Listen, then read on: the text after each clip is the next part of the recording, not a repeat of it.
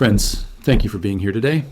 What if I told you that while the Western world slept, wrapped in the comfort of holiday traditions, the fundamental architecture of the global financial system quietly snapped in half? Have you ever stopped to consider what actually happens when the paper promises of Wall Street finally collide with the undeniable reality of physical scarcity? It is December 24th, 2025, Christmas Eve. Across the United States and Europe, the atmosphere is one of festive calm. Families are gathering, turkeys are being prepared, and the frantic pace of modern life has slowed to a crawl. On Wall Street, the trading floors are effectively ghost towns. The volume is dead, the bankers have retreated to their holiday estates in the Hamptons, and the screens are flickering with the low-energy pulse of a half-day session. It is the one time of year when the financial world is supposed to be quiet. But I need you to look away from the holiday cheer for a moment. I need you to focus on a screen that most people never look at, because while New York was drifting through a sleepy holiday session, the East just detonated a financial bomb. We are not using hyperbole here. We are not engaging in clickbait. We are witnessing a mathematical impossibility occurring in real time, an event so profound that it signifies the end of one era and the violent birth of another. At 3:30 a.m. Eastern Time, the Shanghai Gold Exchange, SGE, and the Shanghai Futures Exchange did not just open for business, they exploded. The price action that occurred in the first 30 minutes of trading in China was not just unusual, it was unprecedented. It was the kind of market movement that makes seasoned risk managers wake up in cold sweats, questioning the very nature of the market they have dedicated their lives to studying. For months, we have tracked a growing divergence between the East and the West. We have watched as China systematically drained physical metal from Western vaults, while New York continued playing its paper games. But what happened just hours ago is no longer a divergence. It is a full, catastrophic decoupling.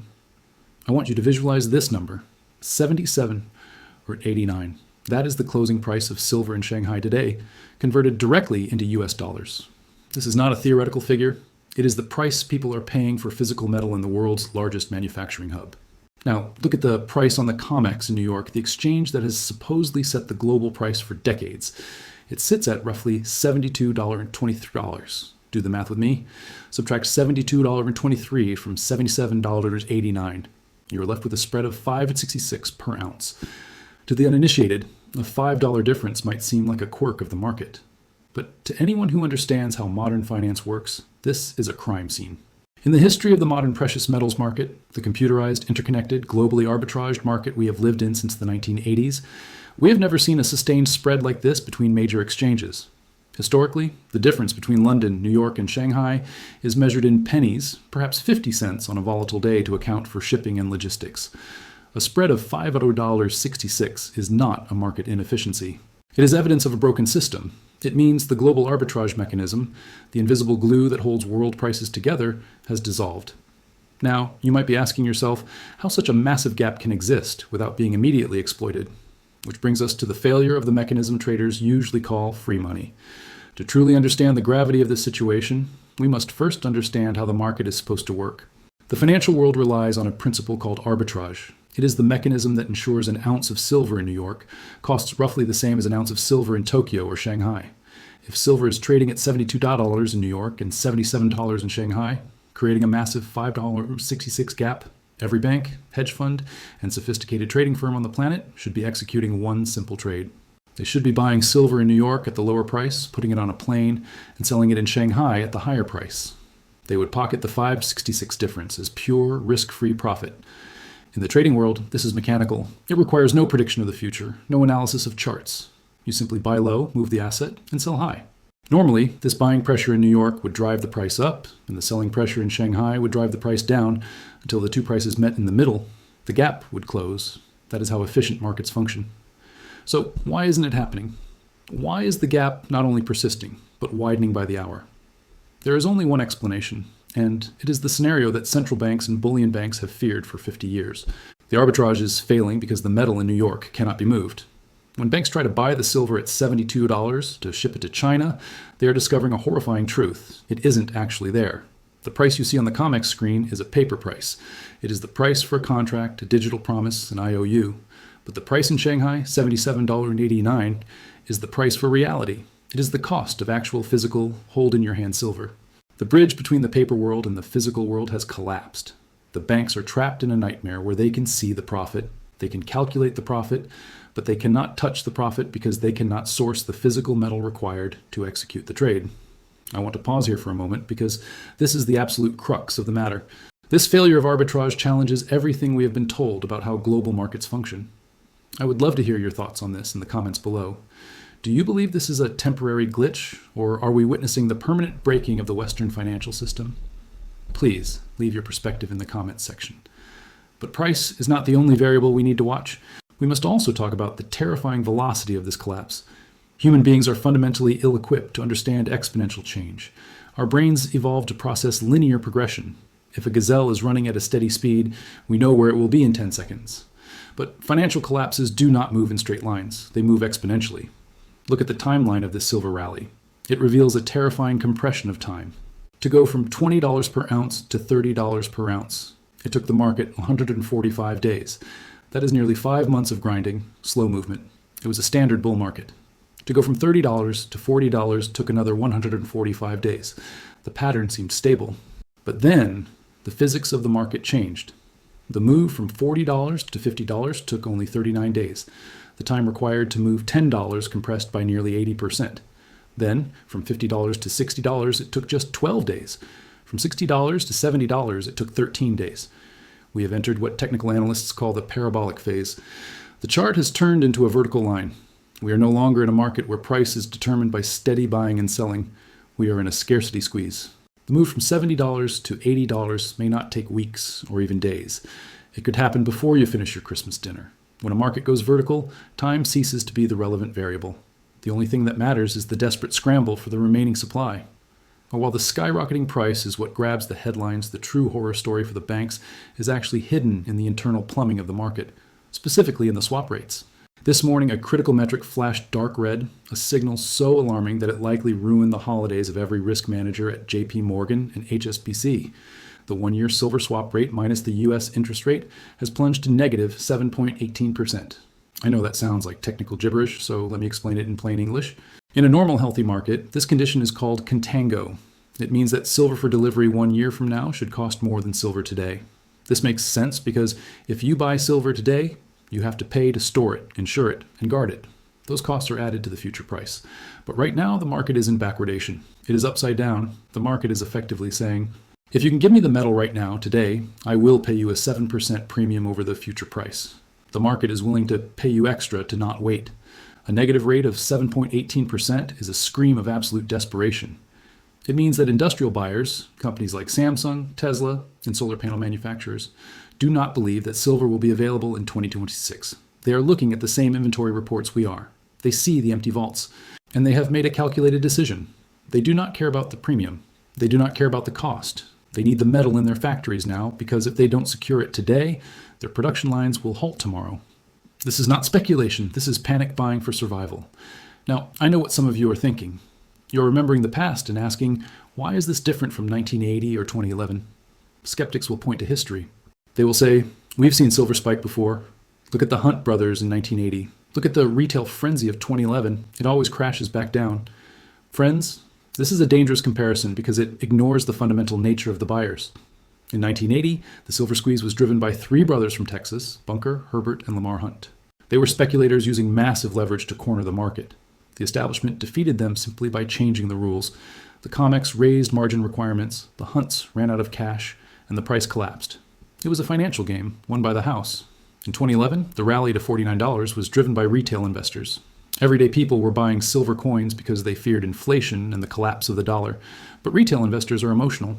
When the banks smashed the price, dropping it 20% in a week, the weak hands panicked and sold. Today is fundamentally different. The entities driving this backwardation and draining the vaults are not 3 brothers in Texas, nor are they scared retail investors. They are sovereign nations and industrial giants. You cannot margin call the People's Bank of China. You cannot shake out a solar panel manufacturer that has a billion-dollar factory to run. These buyers are price inelastic.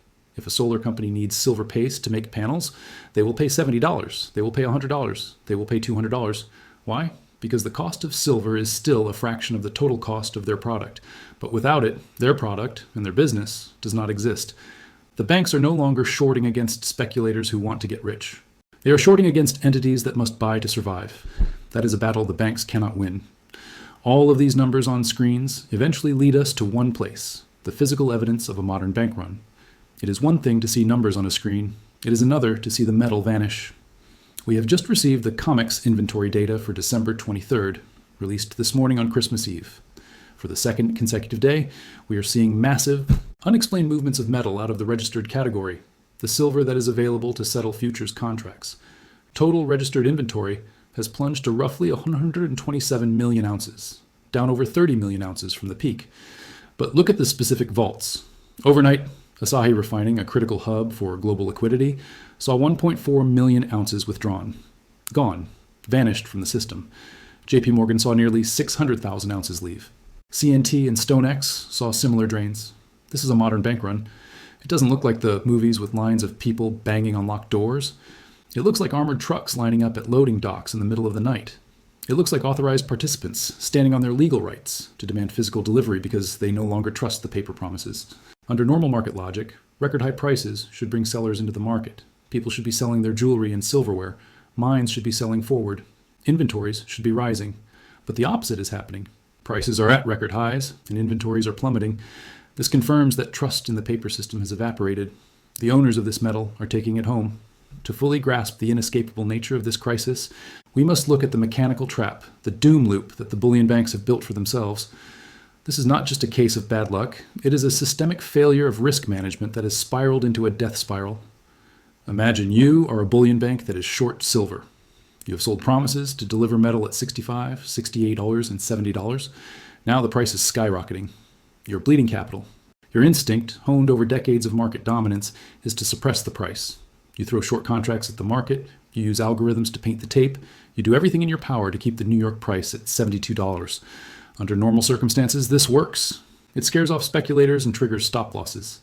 But in this environment, suppressing the New York price is the equivalent of pouring gasoline on a fire. Step 1. The banks successfully hold the New York price down to $70. They pat themselves on the back. They think they have bought some time. Step 2. Because they have held the New York price down while the Shanghai price reflects reality, the spread widens. The gap grows from $3 to $5 and potentially to $6 or to $7. Step 3. This artificially wide spread acts as a massive, irresistible magnet for physical metal. It incentivizes every rational actor in the world, every refiner, every trader, every logistics company, to buy every available ounce in New York and ship it to China. Why would anyone sell in New York for $72 when they can sell in Shanghai for nearly $78? Step 4. The vaults in New York are drained at an accelerating rate. The more the banks suppress the price, the faster the metal leaves. They are literally subsidizing the destruction of their own exchange. Step 5. The vault inventories hit critical levels. The registered category approaches zero. At this point, the COMEX faces a default event. They have to declare that they cannot honor their contracts. The paper market dies, and the price discovery moves permanently to where the metal actually is. This is the doom loop. The banks are damned if they do and damned if they don't. If they let the price rise to match Shanghai, they go bankrupt from their short positions. If they suppress the price, they empty their vaults and destroy the exchange. There is no exit ramp. There is no soft landing. Furthermore, this crisis exposes the catastrophic failure of the just-in-time global supply chain philosophy. For 40 years, the industrial world has operated on the assumption that commodities are always available at the click of a button. Factory managers were taught that inventory is waste. Why hold 3 months of silver when you can hold 3 days and just order more? That philosophy works beautifully until the day it doesn't, and today is the day it stopped working. We are watching a panic realization ripple through the boardrooms of the world's largest manufacturing conglomerates. The procurement officers at electronics firms and green energy companies are waking up to the fact that their entire operational model was built on a lie, the lie of infinite liquidity. They are realizing that silver is not just a digital line item on a spreadsheet. It is a rare geological element that is becoming harder and harder to dig out of the ground. This is why the swap rates are crashing. It is the sound of industrial giants abandoning the just-in-time model in favor of a just-in-case model. They are moving from efficiency to survival. And in a market as small as silver, when giants like Samsung or Tesla decide they need to build strategic stockpiles, the available supply evaporates instantly. There is simply not enough physical metal above ground to satisfy a panic-driven shift from financialized inventory management to physical hoarding. The music has stopped, and the industrial world is realizing there are far more players than there are chairs. So, as we look at the wreckage of the old system, we have to ask, what happens next and where does the power shift? People often ask if the regulators will use a kill switch. Will they halt trading? Will they change the rules like they did in 1980? The answer is yes, they might. They have the authority to halt the futures market in New York. They can stop the screens from blinking. But here's the hard truth. They cannot halt the swap market, and they cannot halt the physical market in Shanghai. If they close the COMEX tomorrow, the negative swap rate will simply go to negative 10%. The price in Shanghai will go to $90 or $100. The real market will simply bypass New York entirely. We are witnessing the end of Anglo-American pricing authority. For 50 years, London and New York determined the value of silver. That era ended this morning at 3:30 a.m. The authority has shifted east. New York is rapidly becoming a discount outlet store that has run out of stock, while the real price is being discovered in Shanghai, where the metal actually exists. As you sit down to your Christmas dinners, understand that the world has changed. The illusion of infinite paper liquidity has been shattered by the finite reality of physical resources. The banks are trapped in a doom loop of their own making, and the wealth transfer from those who hold paper to those who hold metal has begun in earnest. If you found value in this deep dive analysis and want to stay ahead of this developing crisis, please take a moment to hit the like button and subscribe to the channel. It helps us get this crucial information out to more people who need to hear it. Thank you for listening. Keep your eyes on the east, for that is where the sun and the price of silver is now rising.